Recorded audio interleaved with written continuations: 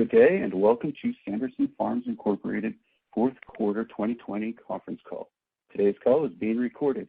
At this time, for opening remarks and introductions, I would like to turn the call over to Mr. Joe Sanderson. Please go ahead, sir. Thank you. Good morning, and welcome to Sanderson Farms fourth quarter and fiscal year-end conference call. This morning, we reported net income of $27.9 million, or $1.26 per share, for our fourth fiscal quarter of 2020.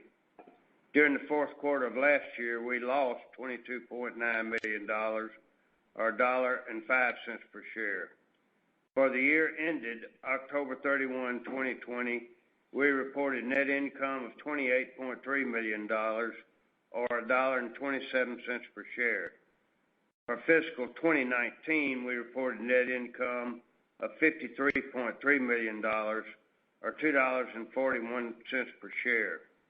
If you did not receive a copy of the release and accompanying financial summary, they're available on our website at www.sandersonfarms.com. Before we continue, I will ask Mike to give the cautionary statement regarding forward-looking statements.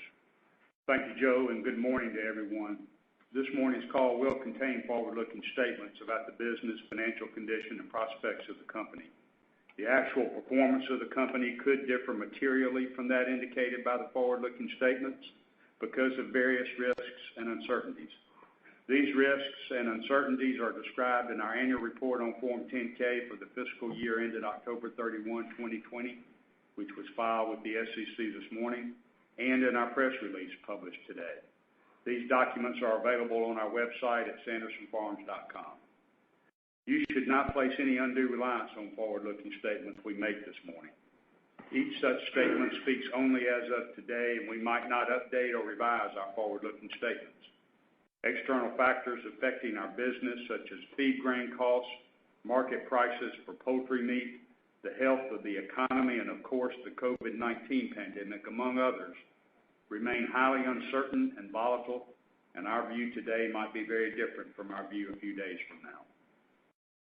As stated in our 10-K this morning, the risks and uncertainties for our business created by the COVID-19 pandemic include continued or worsening absentee rates at our facilities, labor shortages, the possible closure of one or more of our facilities, an inability of our contract producers to manage their flocks, supply chain disruptions for feed grains, further changes in customer orders due to shifting consumer patterns, disruptions in logistics and the distribution chain for our products, liquidity challenges, and a continuing or worsening decline in global commercial activity, among other unfavorable conditions.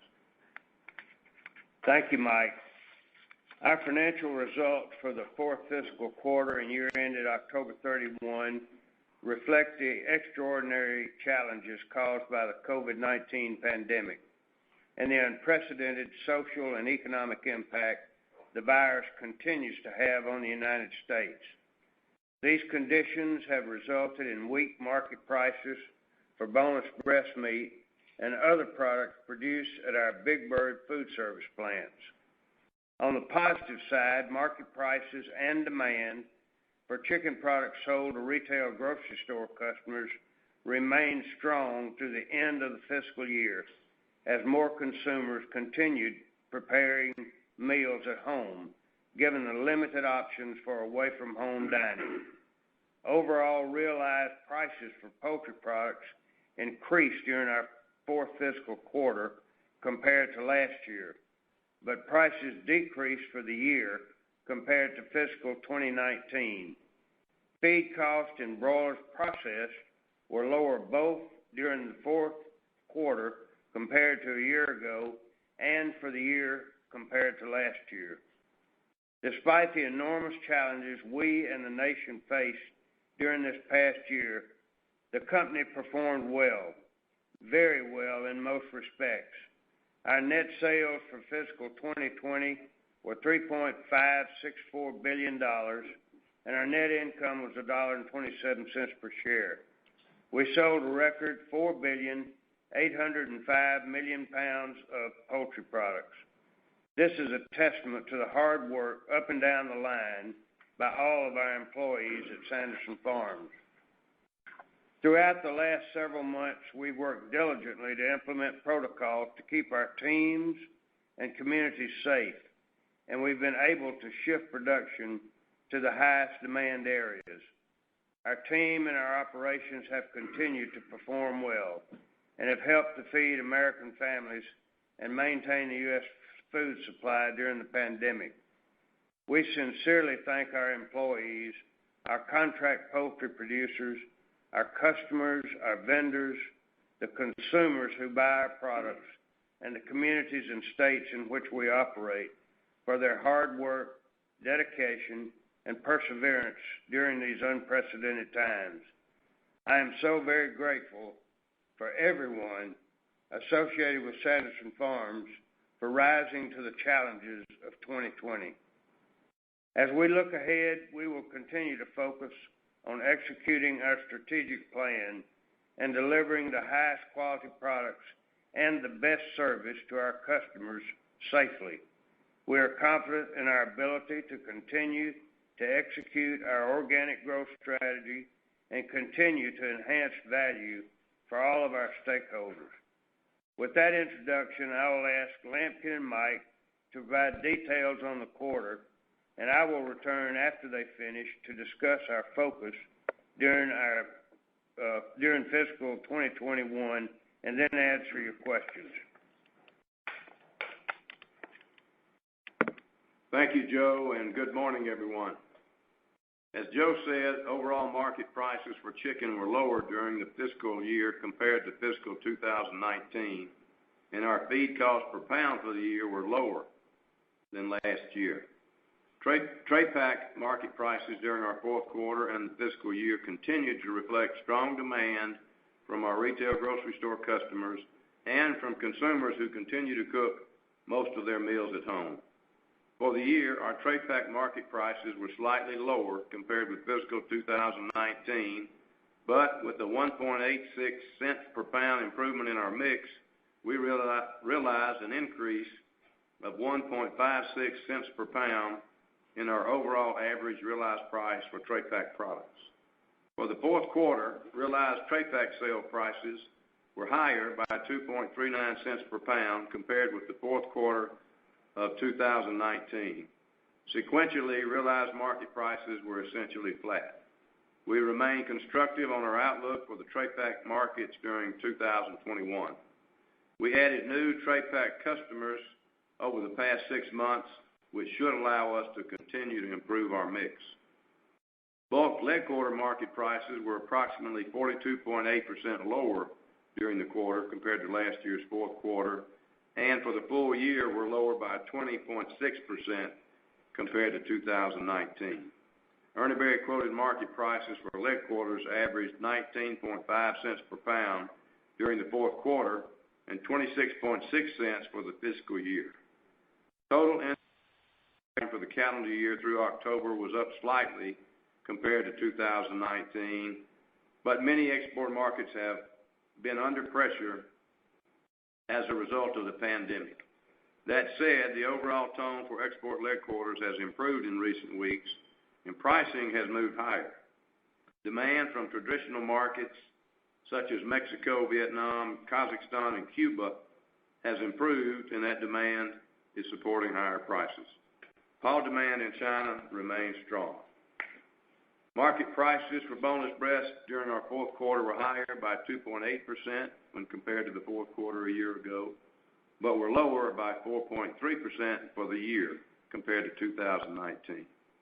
The quoted market price for boneless averaged 97 cents per pound during the fourth quarter and $1.01 per pound for the fiscal year. Boneless prices remain under pressure as a result of lower demand from and the change in mix of our food service customers. The change in mix for food service customers is also reflected in jumbo wing prices. During our fourth quarter, quoted jumbo wing prices averaged $1.89 per pound, which is up 9% from the average of $1.73 per pound during last year's fourth quarter. For the year, however, Jumbo wing prices were lower by 6.6% from an average of $1.72 per pound during fiscal 2019 to an average of $1.61 per pound during 2020. The current Urner quote for jumbo wings is $2.10 per pound. Our average sales price for poultry products during the full year was lower by 0.25% per pound compared to last year, decreasing 0.4% for the year ended October 31, 2020, when compared to the year ended October 31, 2019. For the full fiscal year, feed costs and broilers processed were lower by just under a cent per pound, or 3.4%. For the fourth quarter, our overall cash costs for grain delivered to our feed mills were higher than last year's fourth quarter. Prices paid for corn delivered during our fourth quarter were lower by 15.2% compared to last year's fourth quarter, while soybean meal prices were higher by 4.7%. Our feed costs per pound and broiler flocks processed, however, were lower by 3 cents or 11.8% during this year's fourth quarter compared to a year ago. During this year's fourth fiscal quarter, we processed 1.259 billion pounds of dressed poultry and sold 1.252 billion pounds.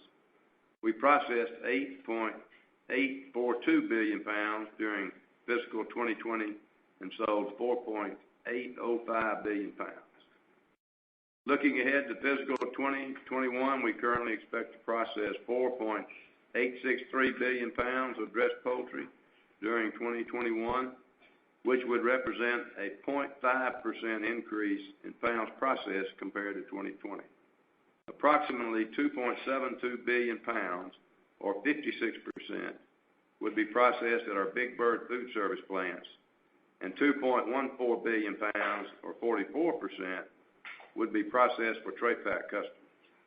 If we run our plants as expected, those pounds would be processed as follows: 1.127 billion in Q1, 1.215 billion in Q2, 1.265 billion in Q3, and 1.256 billion in Q4. These estimates reflect our intent to keep our Big Bird plants below full production at least through the first calendar quarter of 2021, as we expect food service demand to remain under pressure until markets return to some semblance of normal.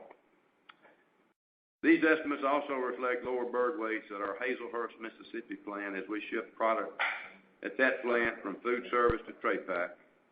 Of course, as always, these estimates are subject to change as a result of weather, changes in target live weights, market conditions, and other factors. Like Joe, I'm grateful for everyone associated with Sanderson Farms, our employees, growers, customers, and vendors, and look forward to the new year. At this point, I'll turn the call over to Mike for a discussion of the quarter's financial results. Thank you, Lansing, and good morning again. Net sales for the fourth fiscal quarter total $940 million, and that's up from $906.5 million for the same quarter during fiscal 2019. The increase in net sales for the quarter reflect an increase in realized prices for poultry products of 6.5%, offset by a 1.1% decrease in pounds of poultry sold compared to last year. Our cost of sales of poultry products for the quarter ended October 31 decreased 3.2%, reflecting the slight decrease in pounds sold and the lower cost of feed and broilers processed during the quarter, offset by an increase of 2.58 cents per pound in non-feed related COGS. For the fiscal year, net sales totaled $3.56 billion, up $3.6 billion from $3.44 billion a year ago.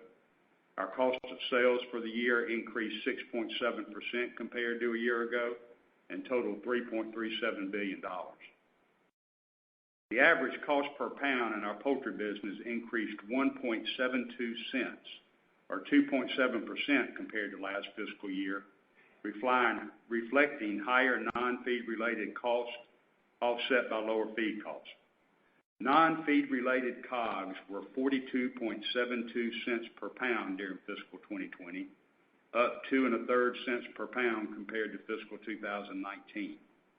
Non-feed related live costs were 0.75 cents per pound higher compared to fiscal 2019 on higher chick costs and lower offal returns.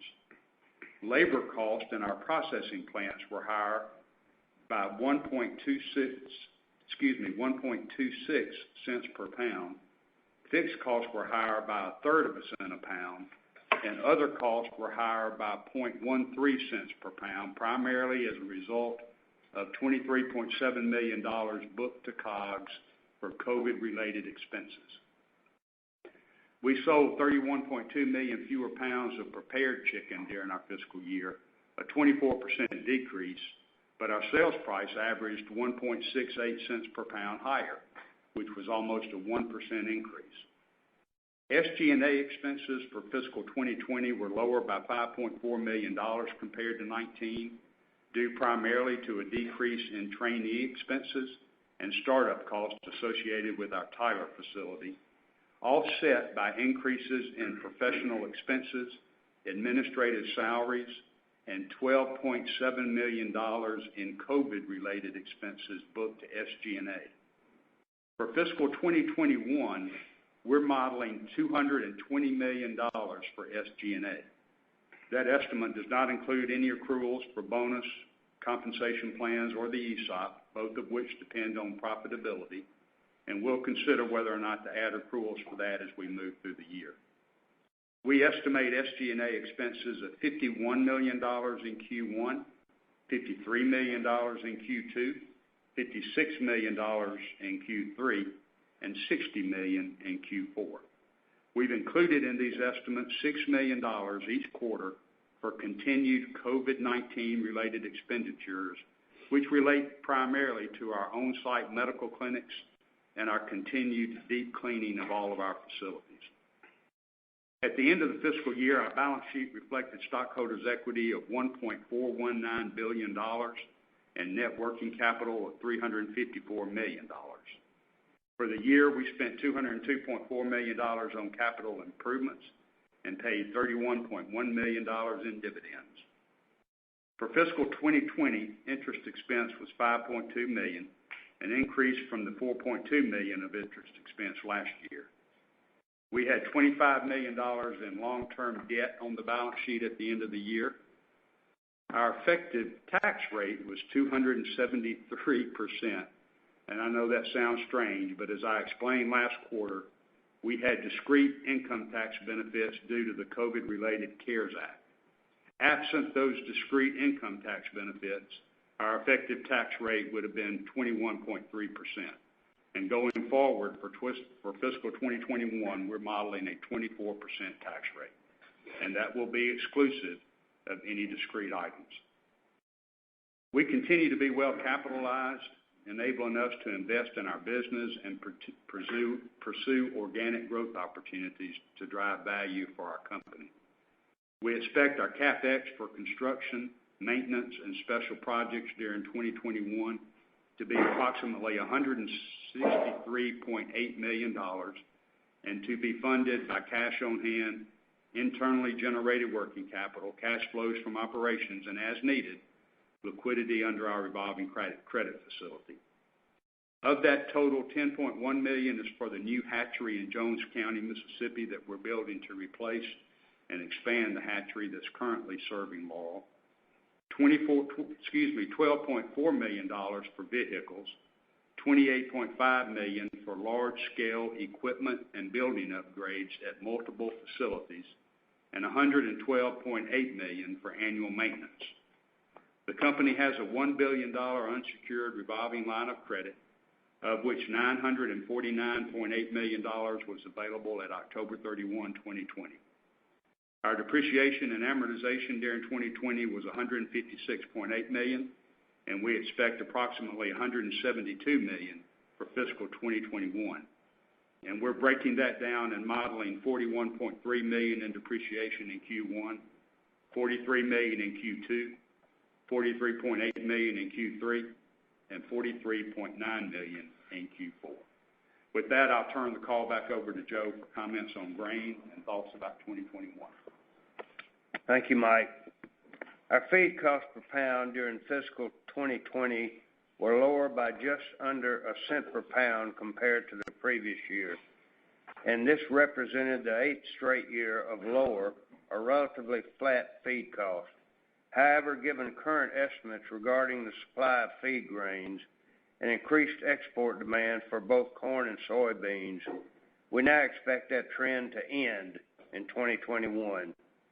If we had locked in prices for all of our needs for fiscal 2021, including what we have already priced at current values, that is, if using the Chicago Board of Trade contract prices for current and future needs as it closed last night, our cash cost for grain during fiscal 2021 will be $193.2 million higher than during fiscal 2020, based on 2020 volumes.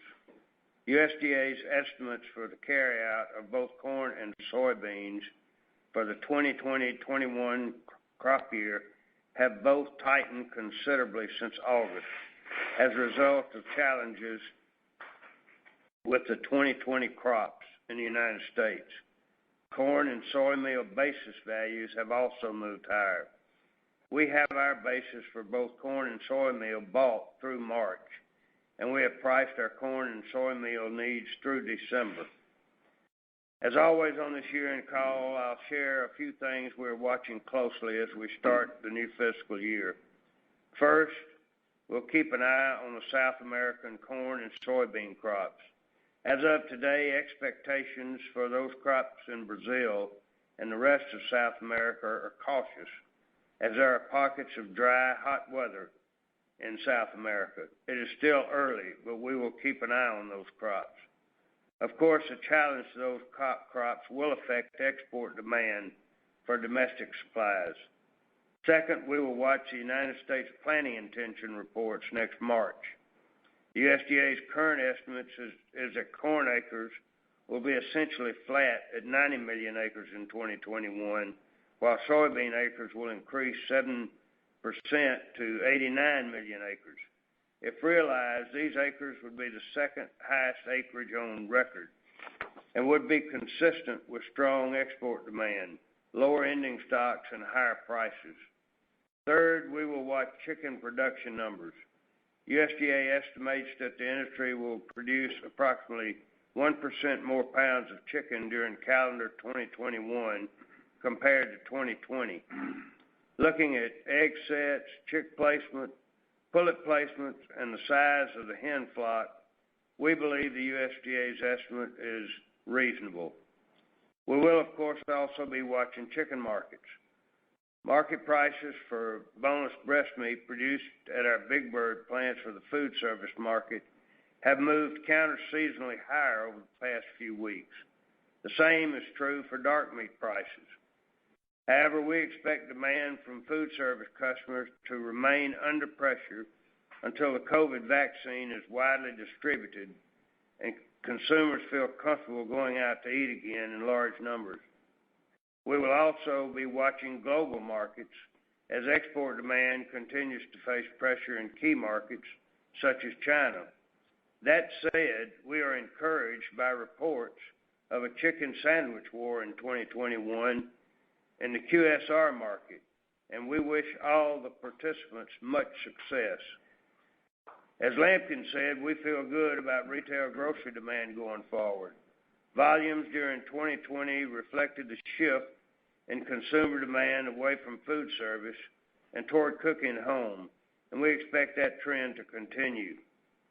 We start fiscal 2021 in good shape. Our balance sheet is strong, our operations are performing very well, our sales team has done an outstanding job placing new business and continues to do so, and we are well positioned to continue to execute our strategic growth plan. As noted, we have a high degree of confidence in our strategy, our financial position, and our ability to continue to deliver shareholder value. As a result, our board of directors recently increased our annual cash dividend by 48 cents a share and extended our share repurchase plan. We continue to evaluate a site for our next phase of growth, and we are optimistic we'll be able to announce that site and start work on that project during 2021. While we never try to predict the chicken markets, there are reasons for optimism as we move into calendar 2021.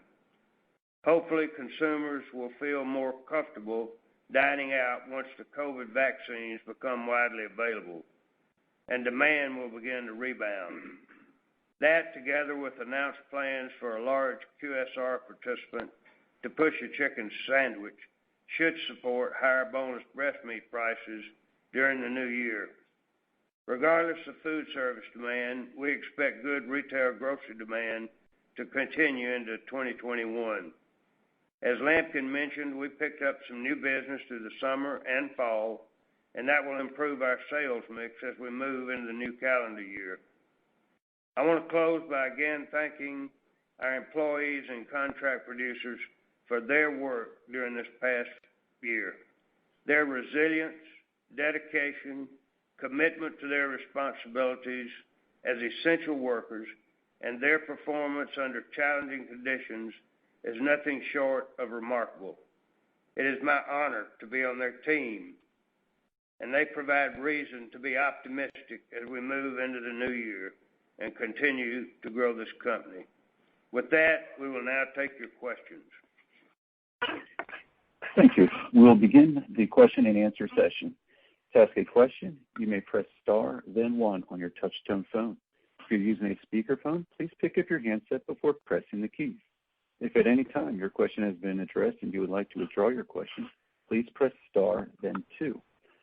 Please limit yourself to one question and one follow-up. First question is from Ken Goldman from J.P. Morgan. Please go ahead. Everybody, thank you. Good morning. I wanted to ask you, Joe, you talked about some reasons for optimism. You mentioned the potential chicken sandwich war.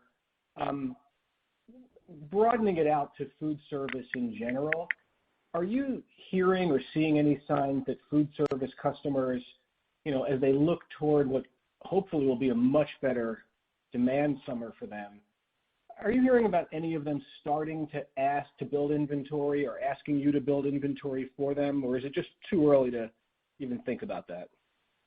It's too early. We have no. We are aware of the one major QSR participant building inventory, just one, and preparing for their rollout of a chicken sandwich. That's the only one that we're aware of, but nobody else. I don't think any of that's going to happen until the vaccine is widely distributed and people start going out to eat again. But the thing we've been waiting on and we have talked about, the resolution to this is a vaccine, and now we have it. And it's going to take time to get people to take it. We don't know how many people are going to take it. I think that is a question. Yeah, that makes sense. And then wanted to follow up on your comment that you felt the USDA estimate, I think it was 1% increase or a 1% increase in chicken supply this year from the U.S. Are you disappointed, Joe, that the industry didn't cut back more? I think you were maybe a little more optimistic a couple quarters ago. I'm not sure it came in terms of the cutbacks as you expected. I just wanted to really follow up and get your thoughts on how things played out versus, what your anticipation of it was. No. There was a cutback. I can't remember my numbers now. Let me see.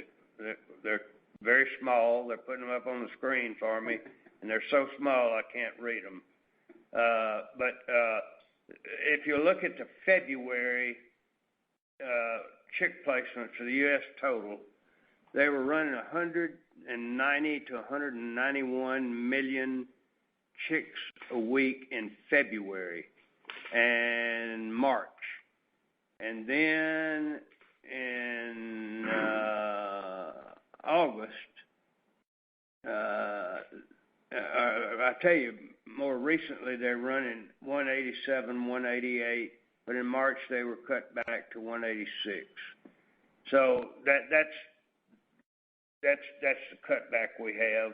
But I'm not disappointed, and have no idea what the industry is going to do. And the industry is going to respond to profitability and demand. My guess is that tray packers and fast food people have not cut it all, and the people that did cut were big bird deboners that are selling boneless breast for 77 cents a pound right now. And we're selling leg quarters. The leg quarter prices are up, but they've been selling leg quarters for 18 cents a pound, 17, 18 cents a pound. They're up substantially for January. Lamb can report that in a minute. But I'm not disappointed. Great. Thanks, Joe. Thank you very much. The next question is from Peter Galbo from Bank of America. Please go ahead. Hey, guys. Good morning, and thank you for taking the question. You bet. Joe and Mike, I just wanted to ask on the cadence around grain costs, certainly a question that we're getting this morning. I think last quarter you had talked about that you would really see more material increases in grain costs in maybe your fiscal second quarter as those began to roll through. I just wanted to see if that was still kind of the case or if your thinking had changed around that. Yeah, I think so. We actually, on the unit cost for corn delivered to our feed mills during our fourth fiscal quarter was actually down a little bit. The chickens that eat that feed will be processed in Q1, so the full impact of the higher grain will be in second quarter. You'll have a blended. That's right. You'll have a blended in the first quarter. You'll have some of the new prices and some of the old prices, but in the second quarter you'll see the brunt of the new board price. Got it. No, thank you for clarifying that. And just I wanted to make sure I was remembering this correctly. Last or I guess in the early months of 2020, particularly in some of the markets where you guys have your operations, it was particularly warm, and the chickens had gained a lot of weight, maybe more so than normal. Just as we think about modeling out potential pounds processed and within the context of your guidance, if we have a normalized winter, right, the weights kind of just revert to the mean, is there a possibility that USDA number and maybe even your own number is a bit too high from a production standpoint? Our weights? Yeah. So yeah, and the numbers that Lampkin threw out. We model our target live weights. It's always subject to weather and fluctuation. Last year's first quarter was extraordinarily mild, and we did have higher bird weights across the industry. It wasn't just us. Yeah. It was everybody. You're going to be close, though.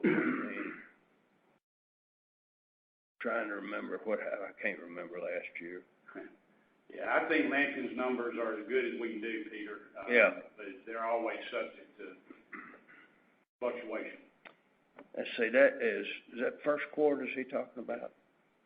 Yeah, I don't know. They're right on the money right now. Right now. Live weights are right on the money. Got it. Okay, great. Thanks very much, guys. Have a great holiday. Thank you. You too. The next question is from Ken Zaslow from Bank of Montreal. Please go ahead. Hey, good morning, everyone. Good morning, Ken. Just two questions. One is, how much pricing pressure do you think on breast meat was created by COVID? now that you look back at it? Huge. All of it. Restaurants closed. Distributor orders down 60% when it started, and then in December they're still down 28 to 30%.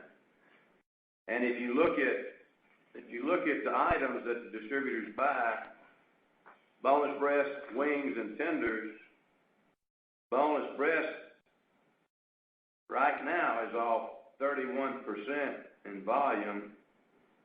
Wings and cut wings are only off 6%, 14%. So not only is there more pressure on, there's pressure on all the food service products because of the restaurants are closing, but also you got more demand for wings and tenders than you do for boneless breast. Now, it got better. It got better this summer, but right now you're in the midst of more closings in different parts of the country. It's not. New York is everywhere. closing. They can't serve in the street anymore. California closed for 3 weeks. Closed. And it's all COVID. Every bit of it's COVID. So you think that pricing would be well into the $1.20, $1.30s without, if COVID came back? If we get the vaccine and everything kind of goes back to normal? Is that a fair expectation? There's no way to know what it would be. I mean, if we didn't have COVID, it'd be better than what it is now. But no telling what it would be. There's still a lot of beef and pork and chicken out there. But if without COVID, it would certainly be better than what it is.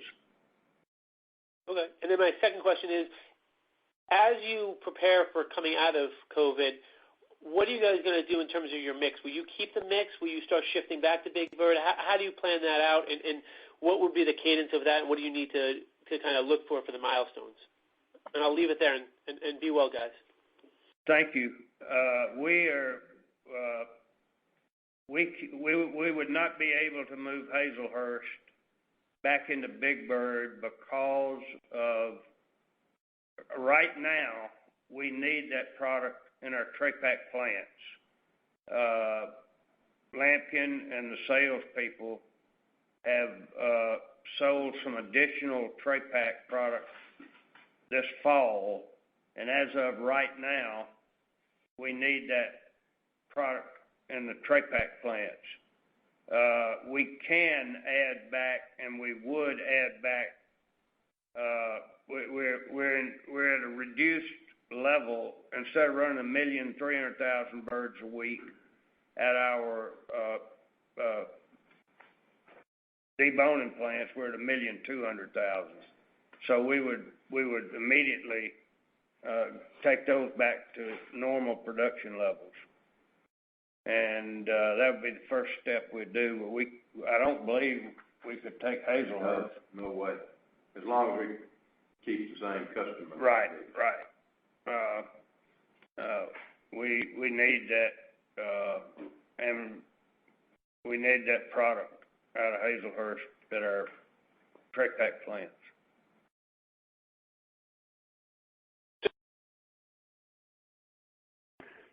The next question is from Ben Bienvenu from Stephens Incorporated. Please go ahead. Hey guys, good morning. This is Puran from Stephens on for Ben. Good. I just wanted to get your thoughts on freight costs. What are you thinking about freight costs for FY21 at the moment? Do you think this is something that we need to be mindful of as a cost pressure potentially? I don't think so. We got Brittany. It's up a little bit.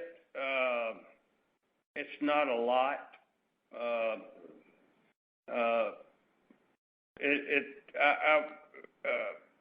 We'll quantify that, but it's not a huge amount. We checked on that after the third quarter call, and it was not a huge issue. It was You remember what Brittany said? Our logistics.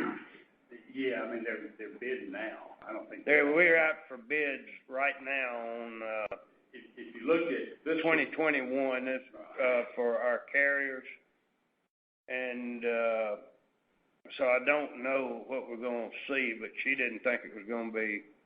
Our manager of logistics did not think it was going to be a huge increase. Yeah, to answer your question, I don't think it's anything to be concerned about, maybe pay attention to. But, we were flat with 2019 on a unit basis for 2020. And of course it was up in 19 compared to 18, but it's not going to be a big number. The issue was not fuel, it was the age of the drivers and the availability of the drivers was the issue. And we contract hours out for the year, so we don't use spot drivers, so we don't run into. No, we don't expect to see a huge increase in freight. Vaccine comes right in line with that. Yeah. Drivers help improve and drivers are available. Yeah. We'll be through with our bids and we'll be able to quantify that better for you on the first quarter call. Okay, great. Thank you. I just wanted to ask about just some supply indicators that we're seeing. Just want to get your thoughts on the pullet placement numbers, which have been up quite a bit. We're particularly interested, just given the fact that weekly egg set numbers are declining. Do you think it's fair to characterize what went on as kind of more short-term in nature, just given that production is still expected to be up next year? We have our doubts about the September pullet placement number. We believe that is a 5-week number instead of a 4-week number, which it normally is. As a matter of fact, we know that one of the primary breeders reported a 5-week period instead of a 4-week period. That's the largest number that's ever been published. We don't think there's enough pullet housing out there in the industry to house in 4 weeks 9.7 million pullets. So that's the only one I have any doubt about. The rest of them I think are pretty accurate. But that 9.7 September number is not, I don't think, right. The October one, I'm comfortable with that one. But if you go back and take these and look at the livability of the pullets, pullet mortality is running very high, and that's because the pullets are not being vaccinated, and they're not using antibiotics on the pullets because the half of the breeder flocks are male, and people are taking those males and using them as in their grow out division, and if they're a no antibiotic program, they don't want those males to have any antibiotics. So because of that, they're not using them on the pullets. So you're getting a heavy mortality on the pullets. And so I think there's an element of placing more pullets because a lot of them are dying. Got it. Thanks for the color. Appreciate it, guys. I'll get back in the queue. You bet. Thank you. The next question is from Michael Piken from Cleveland Research. Please go ahead. Yeah, good morning. I just wanted to get a little more detail on your proposed new facility in terms of is it going to be a Big Bird plant, a tray pack, I would imagine, and how do you ultimately, in light of COVID or whatever, do you want to have a different long-term mix between retail and food service? It will be a retail plant. We will incorporate some of the things we've learned about COVID in it, ventilation being one of them, air exchange, some spacing, employee separation spacing in some areas where we don't have that now, and those kind of things. But it will be a tray pack plant. Okay, great. And then in terms of your long-term mix, do you want to get closer to 50-50, or historically you've been closer to 60-40 between Big Bird and tray pack? Do you have sort of an ideal mix you're targeting, and do you think we're going to see kind of more people eating at home, even after the vaccine, or is this just because of COVID in your estimation? No, we think we don't. We still believe people are going to go out to eat when they feel comfortable doing that. We're just in a period right now after 2014, 15, and 17. All of the people in the protein business, beef, pork, and chicken, made a lot of money. And as a result of that, they all expanded. All three industries expanded as a result of that profitability. And so we're in a period right now in 18, 19, and 20 of expansion. So you got a lot of protein, which will resolve at some point. And but we believe that when the people are vaccinated and feel comfortable going back out to eat, they're going to go back out to eat. They're not going to stay home. I want to go back out to eat. I want to go back into New York and go to the 2 or 3 restaurants up there that I like to eat, where I like to eat. I'm not going to call them out over, but y'all know where I like to eat up there.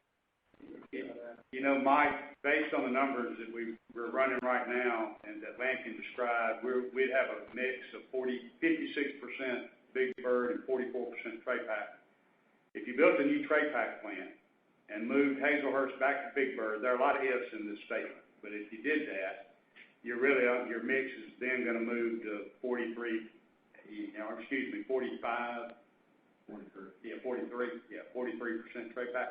It's just not going to be a big shift because you're going to move Hazelhurst back to Big Bird. It was built to be a Big Bird plant. It's got the grow out part Big Bird plant. So if you ultimately moved it back and built a new tray pack, it's not going to move the mix that much. Yeah, and we're comfortable that Big Bird has been deboning has been the most profitable segment since the mid-90s. That's 25 years. Right. And so we're very comfortable that that's still going to be the case. But we need to be in 2 market segments. We can't just be a player in one. Right now, tray pack is excellent, and we're in the right mix. All right, thank you. Thank you. The next question is from Ben Thur from Barclays. Please go ahead. Hey, good morning, Joe, Mike, Lampkin. Good. Hope you're doing well. So Just a quick one. Could you elaborate a little bit on what's driving your SG&A outlook up by 7% next year, and particularly the spike into 3Q and 4Q? Is that cost you assume that's going to be related for the new plant which you want to announce in the first fiscal half, and then basically start up to see some startup costs there in the second half, or what's driving that significant increase? There won't be any startup costs. No, I mean, you're looking at 2021 compared to 2020. I'm not sure I'm following what your question was, but in the first quarter, we're estimating $50 million in 2021. We had $49.5 million last year, so there's not a big move there.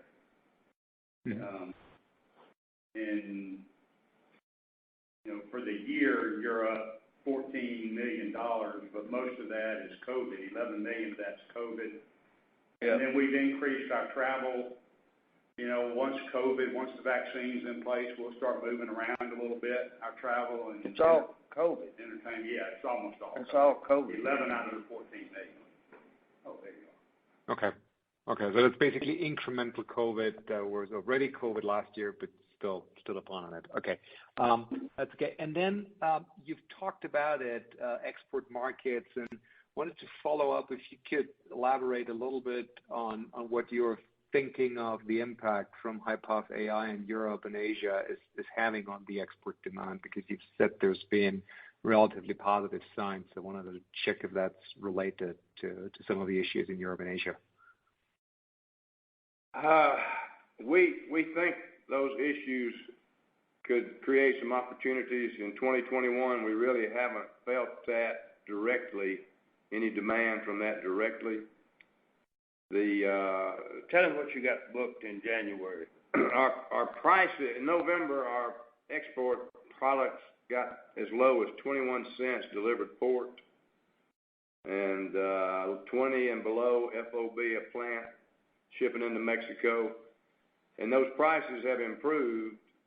They improved to 24, 25 cents in December, and we're beginning to quote higher than that for January shipments. Our export people believe it's a mixture of things. It's the dollar. The dollar's a little weak, and that always helps exports. Mm-hmm. For some reason right now, demand in Mexico is better. And then most big bird deboners are cut back for the holidays. So you've got a little less supply. And it's been that way for half of December going into New Year's. And so you got a little less supply and improved demand in some of the export markets we ship to, Cuba, Mexico, and even China. And China is still in the mix. So hadn't he booked some 26 cent? Yes. January? Yes. Okay. Well, I hope that answers your question. We're still benefiting from China buying dark meat that last year they didn't buy at all, and that's really the only thing we're feeling. But other than this, what's going on in Europe with hogs and AI, it should be a plus for us next year. And you've seen some more demand out of Cuba, correct? Yes. Yeah. Okay, perfect. Well, that's it. Thank you very much. Congrats and happy holidays. Thank you. Same to you. The next question is from Adam Samuelson from Goldman Sachs. Please go ahead. Yes, thanks. Good morning, everyone. Hey, Adam. Hi. So I guess first I just wanted to hone in a little bit on the non-feed costs part of COGS and just get a little bit better handle how you're thinking about that, specifically with some of the lower utilization in the big bird plants in the first part of the year?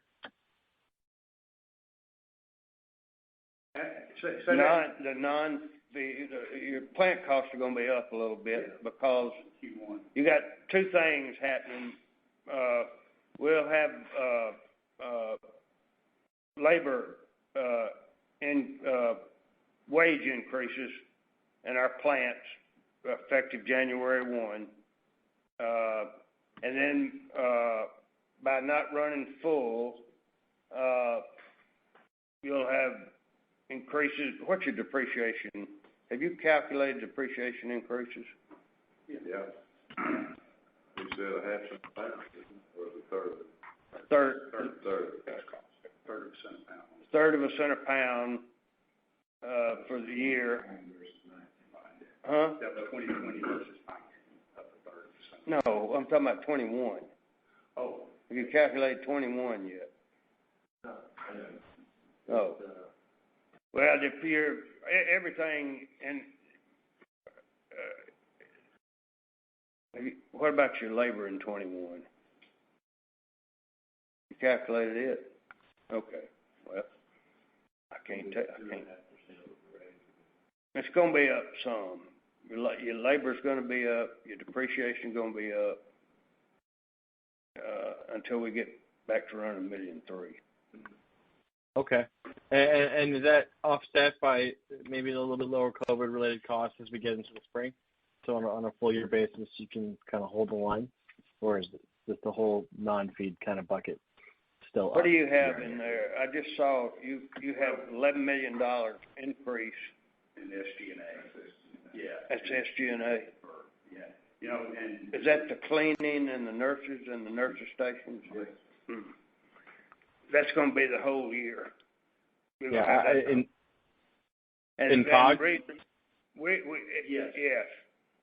We put that in. We put nurses stations. We already had nurses at the plants. We put an additional physical nurses station at every plant to screen new employees coming to the plant, provide flu shots. We're screening for coronavirus and flu for new employees coming to work. We're providing flu shots for everybody, and we're preparing, hopefully, to give COVID vaccinations when that becomes available. We think in March or April. We were less than 10% of our employees took the flu shot. We've had a program where all of our employees have had a doctor on video and on an app on their telephone explain. There were a lot of misconceptions we determined by interviewing our employees why they didn't take the flu shot. So we've had a doctor address those misconceptions. So now we've had another 700 or 800 people take the flu shot. We do not want that to happen with the COVID vaccine. So we've built these nurses stations, and we hope more than that will take this COVID vaccination. So that's the source of. Somebody noted that our SG&A was up 14. Yeah, that's part of it. The depreciation is going to be up for the year $15 million in 2021 compared to 2020. Mm-hmm. Okay. Okay. That's all incredibly helpful. I'll stop there. I hope you all have a happy holidays and happy New Year. You too, Adam. Thank you. The next question is from Robert Moskow from Credit Suisse. Please go ahead. Hi, thanks. A couple of quick ones. I think you said there's some counter-seasonal price behavior going on right now at retail also. Should I expect retail pricing to stay kind of flat in the current quarter sequentially? Does your trade pack pricing typically go down sequentially in first? Yes. Maybe you can help me with that. I had a quick follow-up. Yes, and they will go down. They will. I hadn't seen anything, but I would not be surprised if November, December, I don't know about January. January they could go up, but November, December,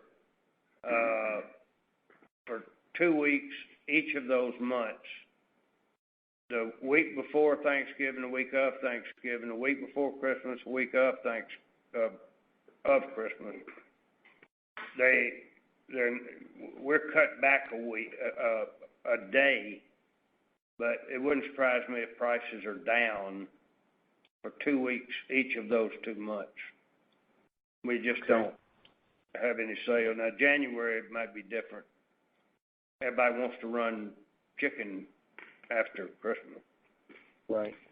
Consensus has you still below break even for first quarter, and I just want to, since this quarter was such a positive surprise because of the mix, I'm just trying to get roughly, like, take into account that your feed costs are probably higher and then there's seasonal impact on pricing, do you think you'll be close to break even in first quarter?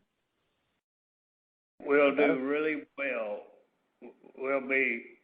We're operating very well, but you have the headwind of turkey and hams at Thanksgiving and Christmas, and we hadn't hit it yet, but we're going to have the headwind of these higher grain prices. And this quarter is always our most challenging quarter.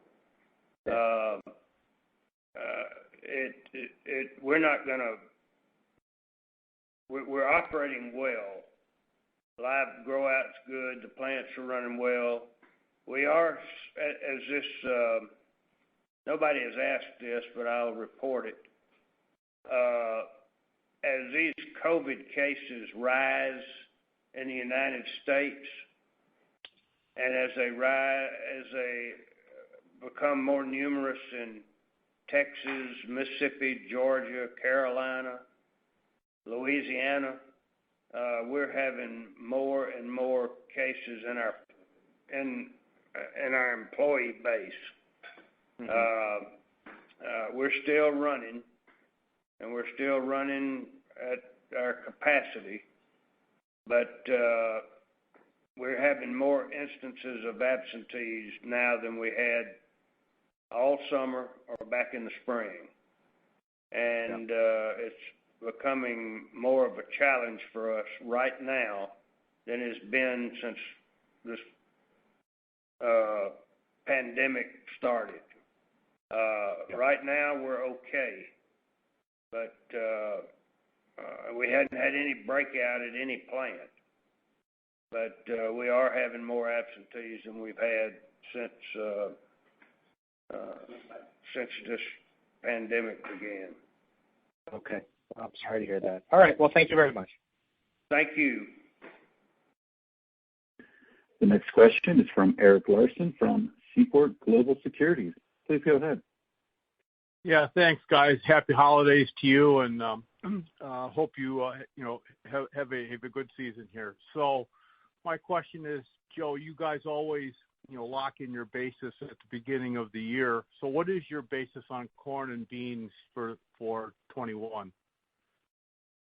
We locked it in through March. It was not available past March. We locked it in early, and right now it looks really good compared to what is out there now. Basis has strengthened considerably from where we purchased it. I hadn't gotten a quote. We get a quote every week just to see where it is, but it's much higher than where we priced it. Its soy basis is a little bit higher than a year ago. Corn is a little bit lower than a year ago where we bought it. But now it's much higher than where we bought it, and it's higher than it was a year ago. Okay, so you took advantage of some good market opportunities. I mean, that's great. So, will your second half be more at this point? Do you think negatively impacted by grain costs versus, let's say, your first half? It depends on the South American crop. If China, historically, they start buying out of South America in January, February, March, when those crops become available. It also depends on the currency exchange rates, the real versus the dollar,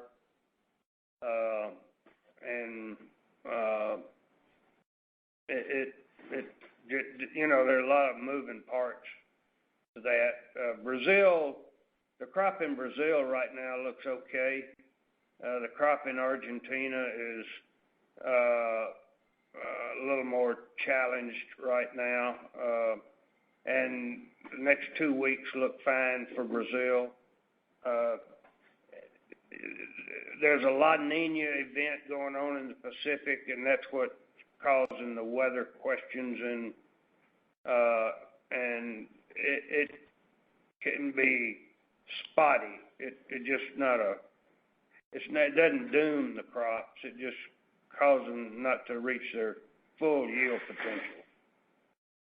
Sounds good. I know we're short of time. Thanks, guys. Have a great holiday season. Good. Thank you, Eric. Appreciate it. You too. This concludes our question and answer session. I would like to turn the conference back over to Joe Sanderson for any closing remarks. Good. Thanks, everyone, for being with us today. And on behalf of everyone at Sanderson Farms, we wish you all happy Hanukkah, Merry Christmas, and a happy and safe New Year. The conference is now concluded. Thank you for attending today's presentation. You may now disconnect.